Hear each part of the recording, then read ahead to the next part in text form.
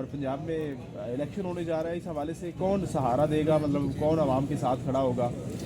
सबसे पहले तो मैं कहता हूँ कि पानामा के मुजरमों को, उन जजेस को किसी कटेड़े में लाया जाए, पार्लियामेंट की एक कमेटी बने, साकिब निसार एंड कंपनी उसका जवाब दे कि भाई आपने कहाँ साजिश शुरू की, फैज़ अमीर का नाम ECL पे डाला जाए। जनरल बाजवा आज दुबई में मज़े कर रहे हैं, कौम जो महंगाई में मर रही है वो महंगी शॉपिंग कर रहे हैं और उनकी फैमिली जो है वो पीला सोना नहीं सफ़ेद सोने की शॉपिंग रात को हुई है। तो खुदा के लिए वापस आओ भाई साहब, क्या इस पाकिस्तान को लूटना ही आपका मकसूद था?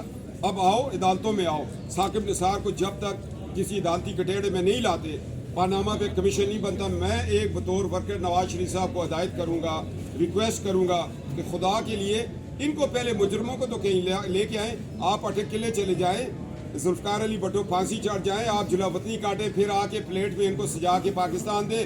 105 का आप डॉलर छोड़ रहे हैं, अब 200 से ऊपर क्रॉस कर गया है, इनसे कोई पूछेगा या नहीं पूछेगा? साकिब निसार और बाजवा इस मुल्क की तबाही के नंबर 1 किरदार है।